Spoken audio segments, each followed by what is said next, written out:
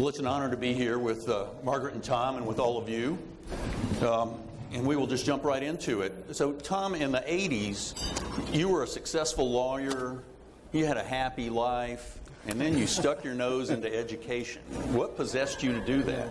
And why are you still doing it? Well, it was a pretty simple calculation. Ross Perot was my biggest law firm client. And he called and said he'd volunteered me to take that job. And so I told him I thought that was a brilliant idea, Ross. But I learned so much from that about our state and our public education system, the governmental process. You know, it's really when I got hooked on public education. I saw how many children in our state had not gotten the same opportunities that I'd been given. And it was just so painful to see and observe. But thanks to that work and the fact that I hired a very young staff person. She was in middle school at the time at Sharpstown, named Margaret LaMontagne. We had a wonderful staff, and so, but that's really when I caught the public education bug. And Margaret, you stuck your nose in even earlier, all over the place. Too. I mean, exactly. Starting at Houston ISD, right? And I grew up here and graduated from Houston Public Schools, and attended HCC, and graduated from U of H, and so I'm thrilled to be back where I belong, and so thank you for that. But I, like Tom, learned that, you know, what state government does that's most important, and usually more than half the budget when you count K-12 and higher education, is education. So if you want to be where the action is, that's a place to be. Yeah. Tom, tell us about Texas 2036. How did that idea come to you, and what's the goal? Well, it came to me really because of my experience working on the past 30 years on education, mental health, infrastructure, a whole lot of issues that I felt were real important in the state. But as I reflected, I found that, and I think we all find this when we're working for change, is everybody in this room is, all these problems are really linked together. And in so many instances, we're advocating in silos. And there's nothing wrong with silos. I've advocated probably in every silo that exists in the state. I've advocated for mental health, for roads, for water, higher education, K through 12. But at the end of the day, they're all interconnected. And I really felt like the long-term view of our state was such that we really had some huge systemic issues that could only be changed by a long-term vision and the discipline to make that systems transformation change overnight and incrementally. I've got 7 grandsons. I tell them if you get on the highway, you better know whether you're going to Oklahoma City or Laredo. I mean, it matters where you're trying to go. And so much of our policy debate in Austin is I want more money for X, or government shouldn't spend anything on Y. But at the end of the day, we need a strategic vision for what needs to happen. And I will say there's 3 people in this room. When I had this idea, there's 3 people really I went to see: Bob Harvey, Larry Faulkner, Ann Stern,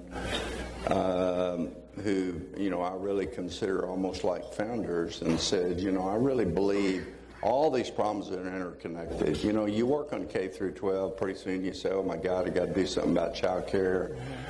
Then I've got to worry about the health care of the children that are there in the school, and all these problems are interrelated. So I think we have to gear up and understand the interconnection of all these issues if we're going to make enough change quick enough to impact enough people in our state. Margaret, this sounds hard. How did he recruit you back to do this? Well, it is hard, but it's really exciting because, as Tom says, you know, everybody's been down there. I have, you know, on these silo issues, and how do we really connect the hip bone and the leg bone? And the way that we're aiming to do it is through elevating tons and tons of publicly available data that we have assembled. As Tom likes to say, without data, you're just a person with an opinion. And God knows we all have them. But I think, part of our remit is to have a fact-based case to make to our public officials to really think long-term about these most important things. And so I can't think of a better place to do it than Texas. And of course, we Texans are so immodest. We think we can develop a model that can really be useful to other states. And, if we don't get it right in Texas, our country is not going to be in very good shape. And we have a lot of work to do, but we can because we're Texans.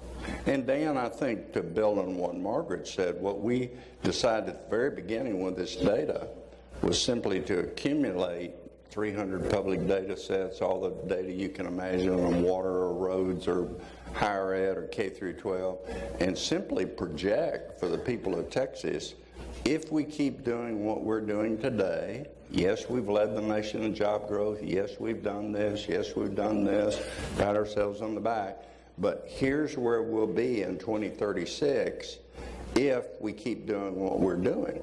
And that's what we call the case for action. Is that what we want Texas to be in 2036? And I think the data's pretty clear. No, that won't be good enough for enough people. Absolutely. And that's especially true in Houston. We're going to grow another 10 million people between now and then, and almost 20% of that growth is going to be right here in Harris County. So we better get it right. I know y'all are... Sorry. And yet, but let's make this clear, but if we don't grow, we've got serious problems. In other words, we're projecting that all we have to do in the state of Texas is create about 7 million new jobs between now and 2036, which is as many jobs as exist in North Texas and Houston combined today. And we're out of workforce. Other than that, it's a piece of cake. Yeah. And, of course, the coin in the realm is how well we develop our people, human capital. How good are our education systems to do really what we've never done before, and that is educate damn near everybody to much higher levels more quickly and more affordable than ever. And we have a huge asset in our growing and young and very diverse population, and we best make the most of it. And Tom, I've heard you say that, the first problem you faced when you got into education was persuading Texans that there was a problem. And now that's been done so successfully that you have to persuade them that there's a solution. That's true. That's what I said. I mean, for a while you had to say to people, hey, we got a problem. Now you got to convince them you have a solution. But I think that's, again, we all need to come together behind what I call a FOR agenda, F-O-R. For too often, our state policy efforts by civic business leadership has been going to kill something or making sure something worse doesn't happen.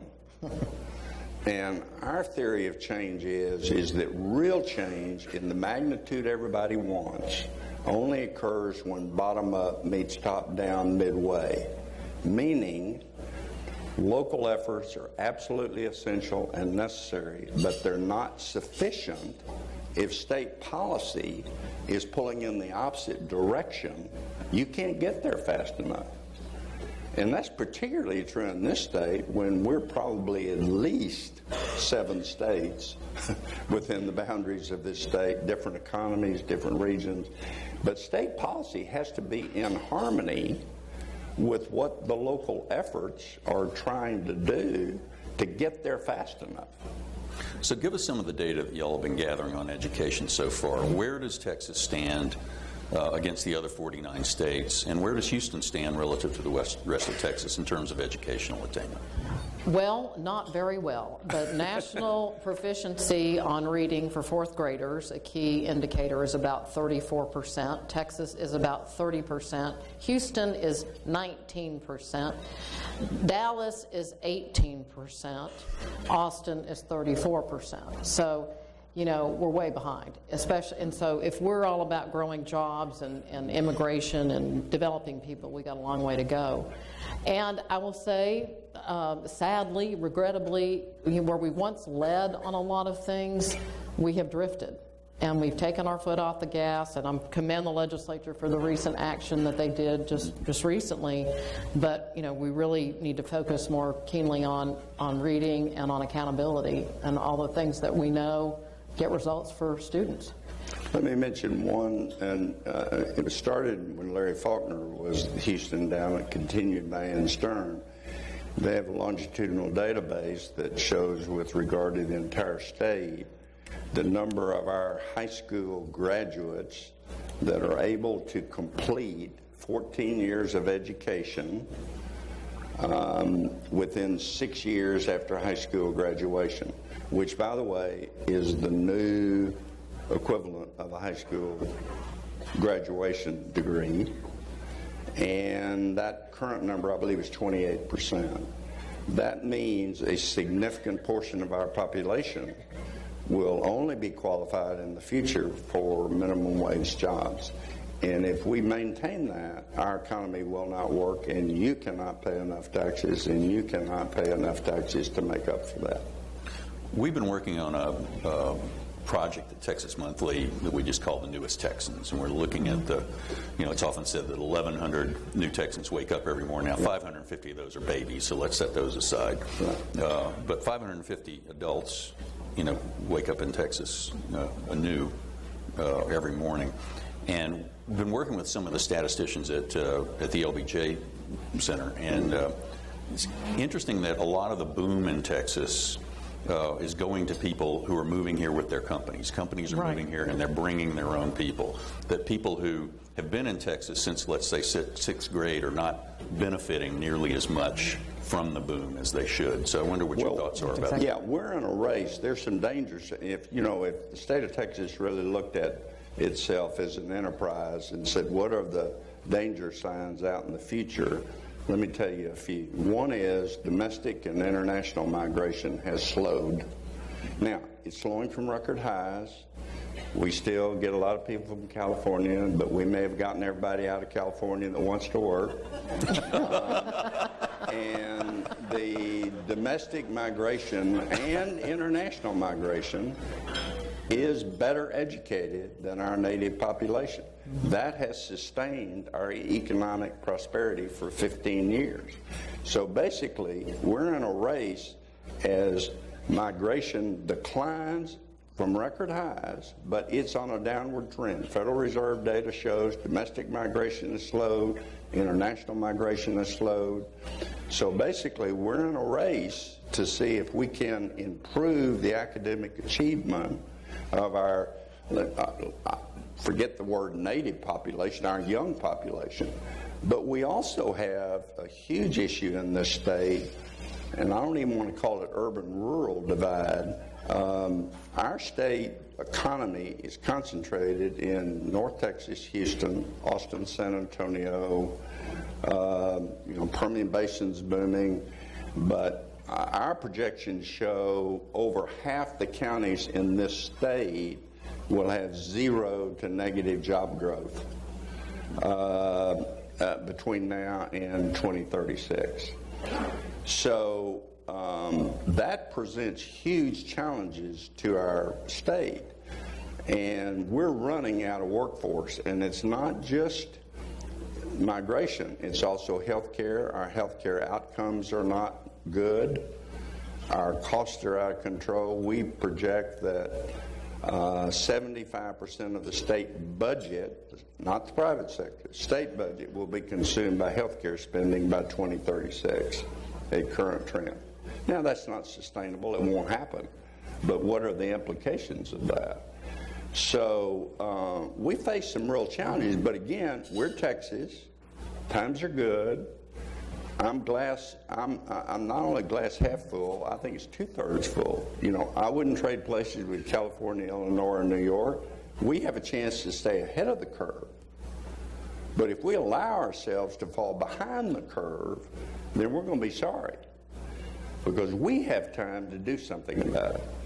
I want to add quickly, because the Center for Houston's Future has done some amazing work on this immigration issue. The things that Tom said about slowing of domestic and international migration is particularly concerning in Houston, when so many of your petroleum engineers, the people in the medical center, and on, are folks that got here as quick as they could, and we're thrilled they did.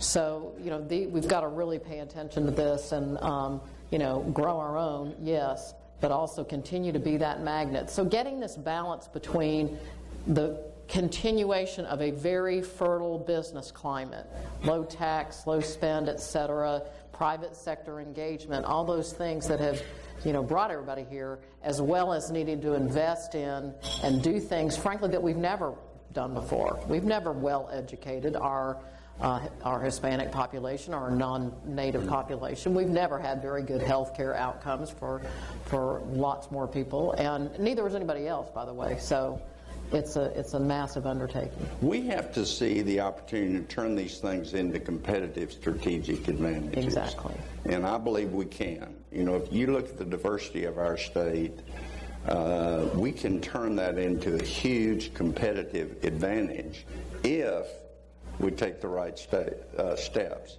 But we're becoming older, younger. Our percentage of workforce, people in the workforce, is going to decline if we're not careful. So we face some major challenges. But again, I think we have time to be proactive, but we've got to galvanize. Margaret states it very beautifully. We have to build civic, business, public demand for a positive FOR agenda, FOR. And we have to say to the state political system, these are 4 or 5 big things that we're all united behind that we have to get done. Yes, my company's going to have their own legislative agenda, always will have. We need to protect X, we need to protect Y. But by golly, there are 5 or 6 big things that we've got to get right. And so our goal has been, I took 82 trips on Southwest last year within the state. Gary Kelly really appreciates my business. My wife Pam has a companion pass to go to Laredo free if she'd like to. But that's been necessary because we wanted to show that this had support in Tyler and Lubbock and Amarillo, and as well as Houston and Dallas-Fort Worth and San Antonio and all the usual suspects. And both of y'all have mentioned health care as it relates to many of the other issues, but what can the state do about that? Isn't that a federal issue? Well, I feel strongly. I want to rear up my hind legs and say, well, sure, it's an impact.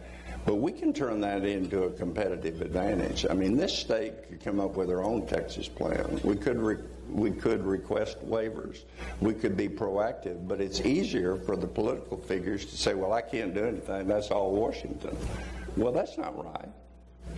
Well, we can do what we want to do if we want to turn it into a competitive advantage. And other states face these issues. So why don't we be proactive about a healthy population, about prevention, making sure kids get immunization? I mean, we're the only state in the country that has a double-digit increase in the number of uninsured children. Now, let me say quickly, insurance is not the only question. Even if you have insurance, you have to have access to health care, the right health care at the right time at the right place. And we face a lot of huge access issues. But we're not concentrating on the biggest bang for the buck in the healthcare arena. We're paying for too much of what I'd call stage 5 healthcare. We wait till you get run over by a car or your diabetes is so bad we'll amputate your leg and pay for it. That's not very good for society or cost. And so we're under leveraging the things we could be doing in public health. Sometimes when we think about health, there's health care, and then there's health. And how do we think about public health in terms of using our schools or community colleges, other places, to kind of stem the tide before we get to these stage 5 sort of conditions? We lead the nation in the number of uninsured children. We all know the stories of what's going on in our foster care system. Our scores, our education scores have gone the wrong direction, and so we're not Cassandra, but this is a wake-up call to build this civic demand for long-term thinking on these most important things. And I go back again about the solution versus the problem. In the 80s and 90s, this state led the country in increase in academic achievement of the African American and Hispanic population. And Houston was the leader in that effort. So what changed between then and now? Well, all the above.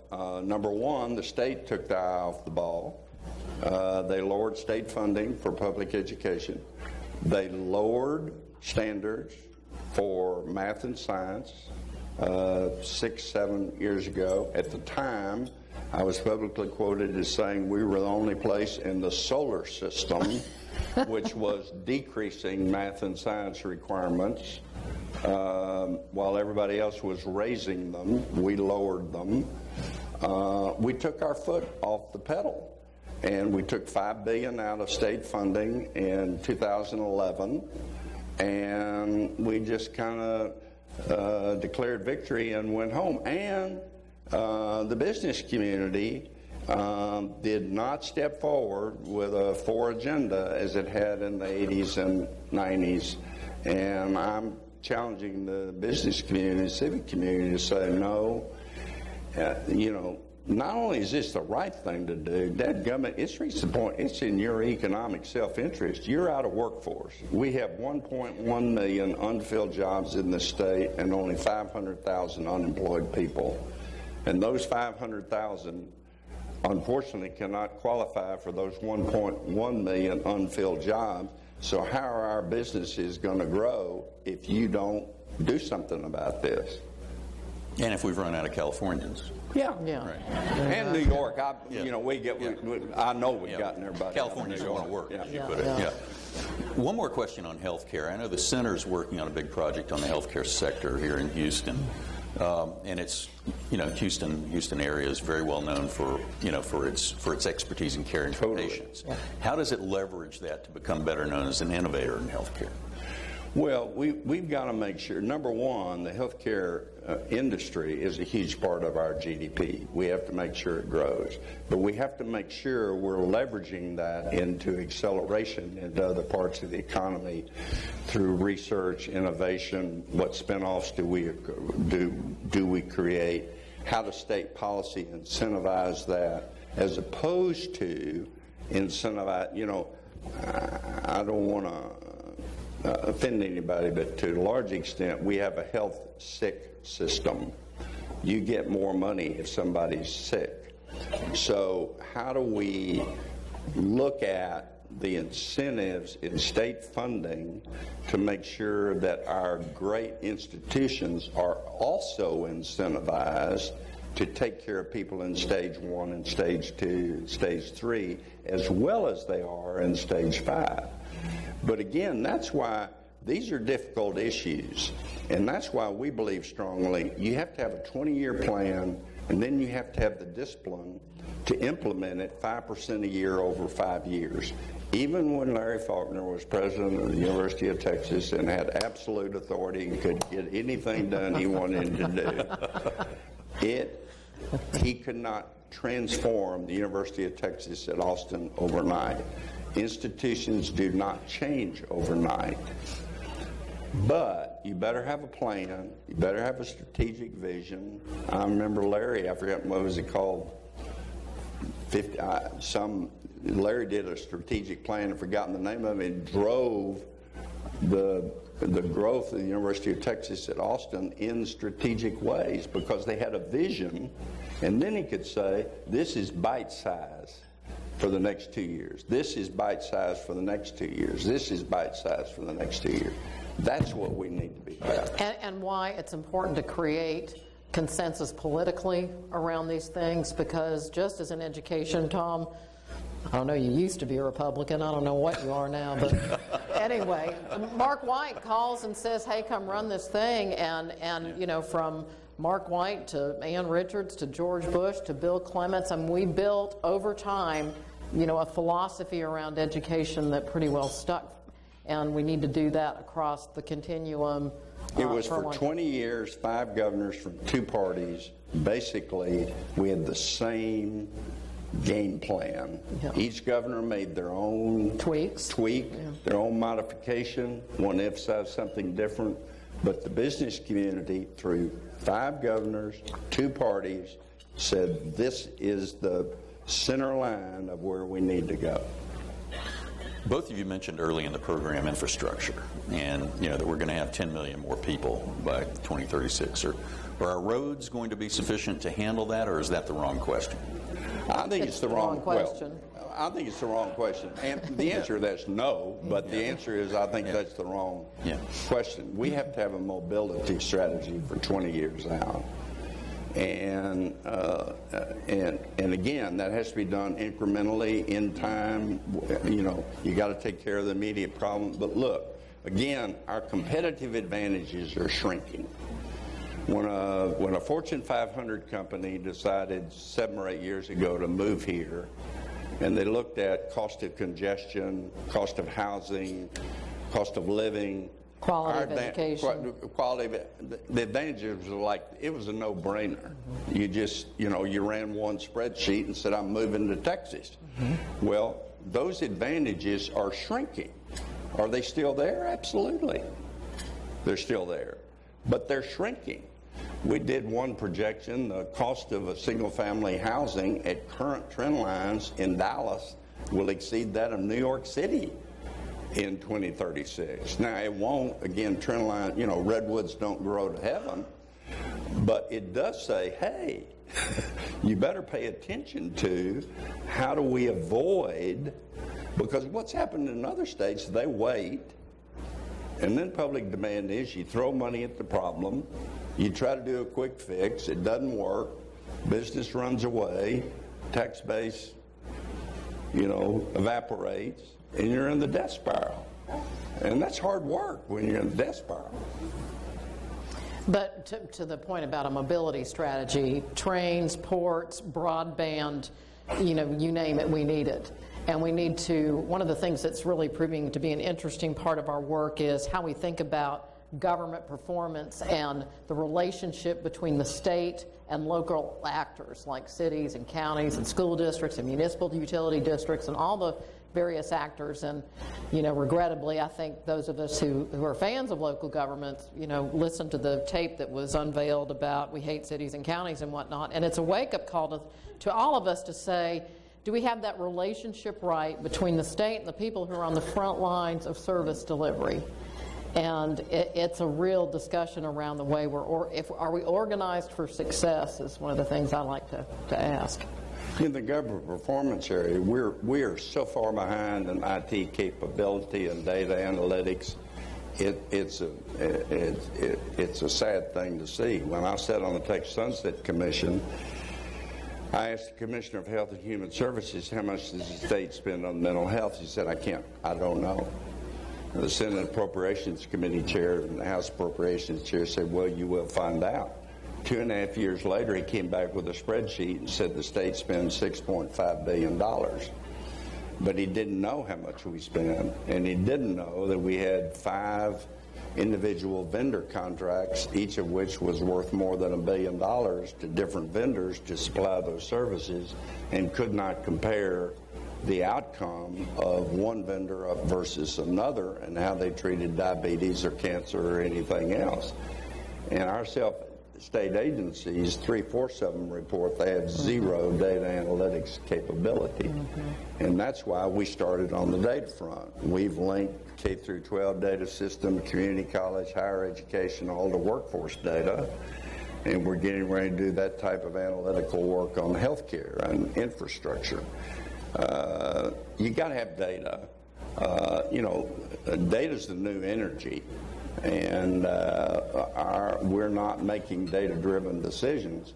And there's one good thing about state government that we got to keep in mind, and that is we can't print money and we have to balance the budget. And the state legislature just passed a $250 billion budget, and the business community as a whole did not have a strategic viewpoint as to how to allocate $250 billion. Now, we'd advocate X for K through 12, X% more for higher ed, infrastructure, natural, but there's no strategic viewpoint of how do you allocate resources. Well, listen, there's good news and bad news in a democracy, and that is you get what you deserve. And if we're not saying this is what we want, then guess what we're going to get? You mentioned energy, and that's, of course, a huge issue for the state, and especially for the city we're sitting in. And I know the Center's done some work about how Houston can remain an energy leader even as the world shifts more toward low-carbon and no-carbon forms of energy. So what are your thoughts about that? Well, we need to do what we've done a couple times before, and I want to thank Pat Wood and Brett Perlman for being a big part of one of those sea changes around the grid and creating an energy market that really would lead the nation. Also, obviously, fracking and what that has done to the business, and we need to do it again. And we lead the nation in wind. Yeah, we need to lead the nation in wind and other things, so we can do it. And I think we're all bullish on the energy industry. Obviously, the Center for Houston's Future is going to do a lot of work on that. We're going to work with them on it. And but I'd also add, here are the facts. I think this is a precise memory at my age. I'll double check this, but Texas, because we're so big, we have every kind of weather disaster you can have: tornadoes, hurricanes, floods, wildfires, droughts, you name it, we got it. But the historical data shows, adjusted for cost of living and all that, we used to have a $1 billion event every 5 years. We now have one every year, on average. Now, whether you call that climate change, extreme weather, whatever you call it, and I think it's a very significant step taken by the Federal Reserve last year. They've now started economic consequence studies of weather on GDP, the economy. They avoid the use of the word climate change and all that, but they're talking about the economic consequences of the extreme weather that we are experiencing. And because, again, the size of our state, we have all the above. And we act like every time this is we just had another disaster. How are we going to respond to this disaster? We better start planning for how we do that and how we mitigate those damages, because the economic consequences are large. I've talked to a bunch of my insurance friends. They're really looking at their ability to underwrite the risk involved in this. And so, again, though, to keep prosperity going, you have to do it in a non-disruptive way. So how do you do this over time that allows you to do it in a prudent way? This does not disrupt the growth that we've had. We start everything by saying, yes, we've led the nation in job growth, and times have been good, particularly for everybody in this room. Now, it hasn't been good enough for enough people, but times have been good in this state. And the issue is, what will it be for your children and your grandchildren? And fortunately, I was born in a time, and I've seen the data on this, the year I was born. It was shortly after the Magna Carta was signed. But shortly thereafter, 95% of the children born in the year I was born made more than their parents made. 95%. The issue is how many will in 2036 and how many will in 2046 and 2056. I was able to live the American dream because of when and where I was born. So your mission at 2036, Texas 2036, is to build civic support for a forward-looking agenda.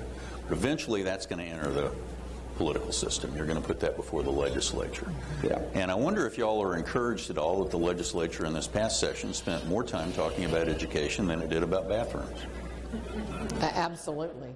Yeah. Can we take some hope from that? Yeah, compared to sure. what? Yeah. But I mean, but yes, I would. Yes, seriously, we were all encouraged, but it's not enough. I mean, and I'm totally praiseworthy of what they did, but again, those were necessary but not sufficient steps. The issue is what kind of public education system. And we have to think in broad terms, birth to death, because reskilling is going to be important, upskilling is going to be important. You know, McKinsey, I think, projects something like 25% of the jobs that exist today won't exist 10 years from today. Well, we don't even think about that in, quote, our education system terms. So what kind of education system do we want 20 years from now? You know, our legislature is a citizen legislature that works for a pretty finite period of time to pass a $250 billion budget. And I think it's incumbent upon all of us to help them do that work around these long-term thinking. They're obviously worried about their election and that sort of thing, and they're worried about getting out of town. And we want them to. But we got to help them think. Want them to get out of We town. want to get out of town. But we also need to help them build that demand, that long-term approach, and we ought to have those expectations so that we can be hitched for a good long time as it takes to get this progress made. Well, Margaret, you had a bit more pungent way of putting that when we talked earlier this week. She said, the people who are interested in bathrooms, bless their heart, they have gotten themselves heard. They absolutely have. Yeah. Or the, Yeah. fill in the blank people. Yeah. And we, shame on us. We have failed to And do now that. the folks in this room need Right. to make We need to themselves go down there and say, look, we don't care about Chick-fil-A or lemonade stands or bathroom bills or, whatever that we're going to have more of. Yeah. And I don't mean to besmirch that stuff. Right. They're being responded to. Yeah. So what's your ask of everybody in this room going forward? To be help part with of this that progress? civic demand at every level. And I think, to get online at Texas 2036 and get smart about what's going on in your own community. Take a look at the Houston ISD data. Take a look at the number of uninsured in Harris County. And, as people like Laura, you have done, is connect the hip bone with the leg bone across this community. And, this is the preaching to the choir here, but we all have to come together around the state. We will not be successful at Texas 2036 unless Houston is a major, major part of this work. Well, with that, I think we'll open the floor to questions. We've got a couple of mics out there.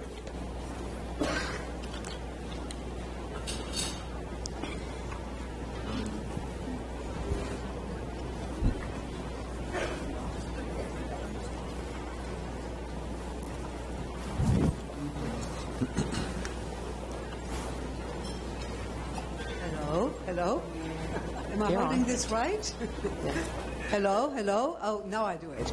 My name is Haida, and I grew up in Germany, and we have a two-way education. When I was German, a two-way education in Germany where kids can go through high school or they can start training to be mechanics, to be carpenters. And I'm actually one of them who hated the academia, and I started trade school. And then ended up becoming a mechanical engineer.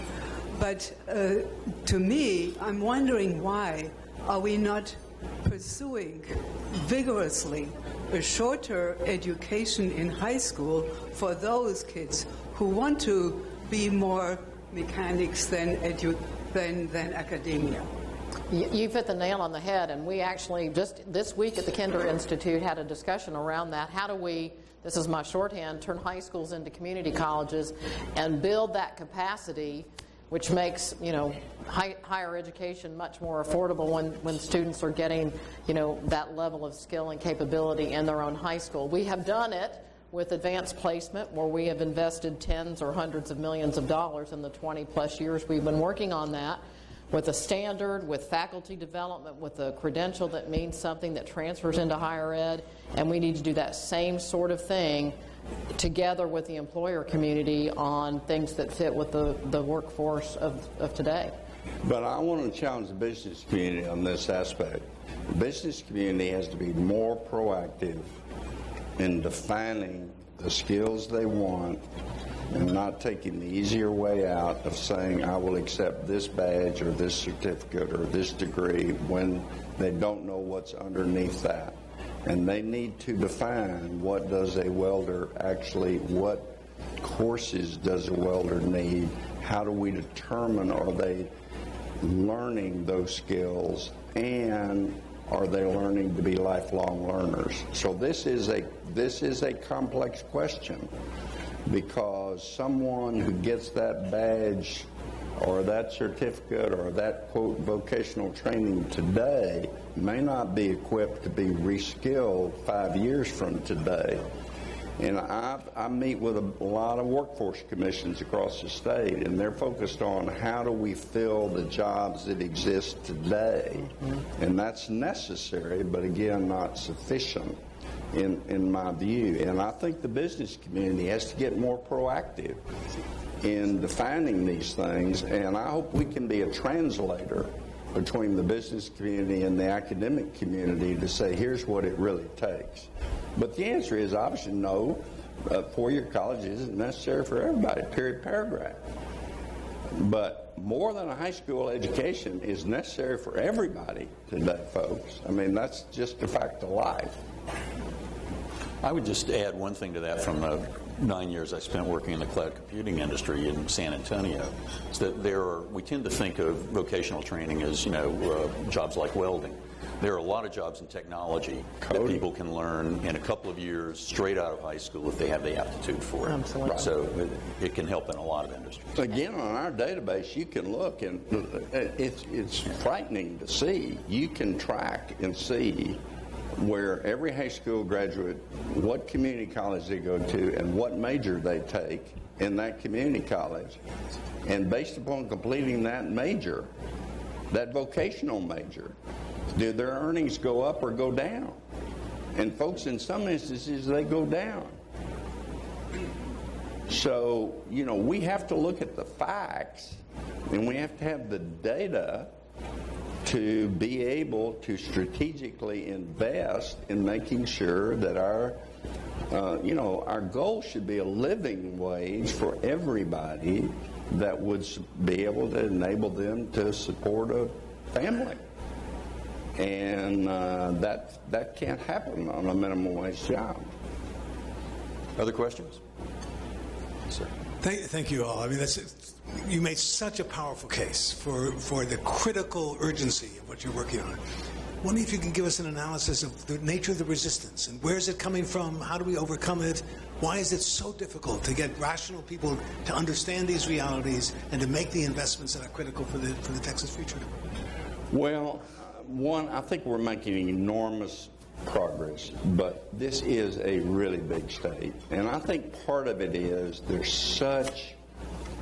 the problem seems so overwhelming, the political discourse seems so bad, and people just say, there's just nothing I can do about it. And that's just not right. I mean, the way I look at it is, look what 10% on the left accomplished and 10% on the right accomplished. For crying out loud, if we could mobilize 20% in the middle, my God, it'd be the loudest voice in the room. But you have to get sufficiently on board with able to articulate to political office holders and candidates, all of whom come to you to finance their campaign, and all of them, both parties, tell you they're for education, infrastructure. I've never heard a candidate come out against education. I've never heard one come out against infrastructure. But you need to be able to say, here's the Texas 2036 plan. I assume, young woman, you mean this when you tell me you're for education. And when you come back 4 years from now, Texas 2036 is going to have the data to be able to show, are you moving the needle or are you not? But we've got to unite behind some main things. And I think if we stick to the main things, we can drive home some big change. If we don't get distracted by shiny objects. And we need to make the case that, you know, for elites, they have every kind of interest in making sure that there's much more opportunity of education and healthcare and the like for everybody, or else the Texas miracle is over. Other questions? Tom and Margaret, thank you so much for everything you do for the state of Texas. I think it's safe to say that this entire room is very grateful. My question is more along the lines, you guys have said a lot of, for me at least, alarming stats about Texas and Houston specifically and what's coming in the future. I thought maybe it might be great if you could talk about some things that you're really optimistic about. What's something that in 2036 that you're going to be really proud of and you feel very positive about it happening? Thank you. Yeah, glad to answer that. We have tons of people, a great location. We're massive. We have every kind of asset in terms of natural resources that a person could want. We have wind and solar and lots of things under the ground. And moreover, we have an unbelievable workforce and human capital potential. That is the coin of the realm. That is the differentiator worldwide. And we know how to do it, and we can do it. We need to get organized for success, but I'd rather be in Texas than anywhere because we have a sensibility about us that is problem-solving in nature. And I've just come from a place where I lived for 3.5 years that didn't like that. And that's why I came back to Texas, because we have a can-do, get-her-done, pragmatic, belligerent, long-term attitude. Yeah. Right? Totally. I love T.R. Fehrenbach's quote. He said, you know, out of the frontier experience came people who were hard, empirical, non-ideological, and had a belligerent mentality. And that's Texans. And you said, and we can do this, and we have the opportunity to do it. My God, again, I wouldn't trade places with any other state in the country.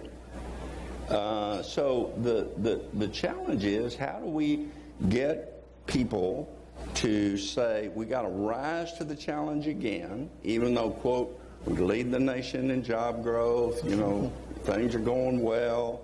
We're basically saying the wolf's around the corner. Well, there's still time. But we need to start acting so we don't fall behind. okay.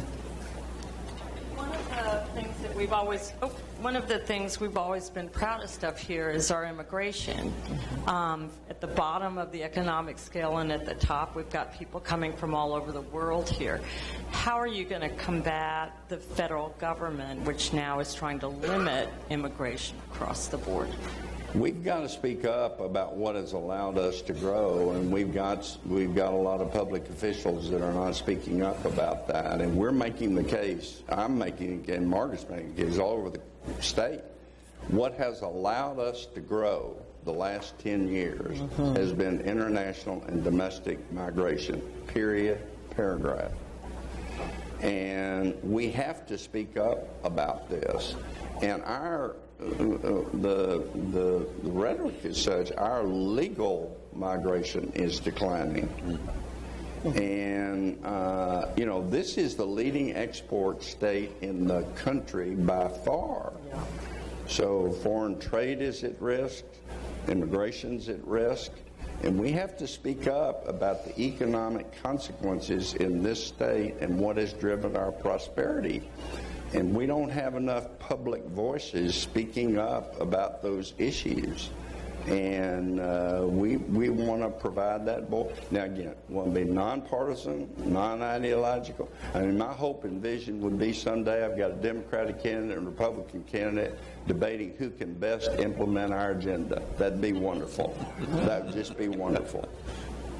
Well, and this is a place I think local policymakers and local business leaders are ahead of what we hear from the politicians, honestly. I was in Longview and Midland last week, you know, and whatnot, and people get this, and that's encouraging. Let me mention one other thing we're finding a side benefit of this. We are finding a lot of philanthropic and nonprofit entities are coming to us and saying, we want to use your database for our own strategic plan and our own measurement of our data and our success. For instance, we're working with Anne Raven and the United Way of Houston, the United Way of Dallas, now the United Ways of Texas say, couldn't we use your database so we didn't have to say to our grantees, would you go find data on X, Y, and Z? And we want to use your data for our own purposes to set our own strategic goals. So the ability that we've built this huge database is in and of itself. If we can just get enough people looking at some facts, for crying out loud, that'd be a major victory, folks. I mean, just get some facts in the discussion. Well, on that note, I know we could probably go on, but I just want to thank Dan for really leading a great discussion. Margaret, we're so pleased to have you back in Texas. And Tom, you know, when I was reading Wings of Eagles many years ago, I remember what Ross Perot said, get Tom loose. So thank you all for being here. It's been a great evening. Yep. And let's have a round of applause. So one last thing, I wanted to say that Kate Walters, if you're out there, you won the nice helmet. Come on up. And when you get to your car, you'll see a save the announcement date, and it includes a cookie for our 2020 lunch program celebrating our 20th anniversary. We're pleased to announce that David Mintzberg and Ellen Cohen will be chairing that event, and we hope to see you all there. Thanks for coming, and have a good evening.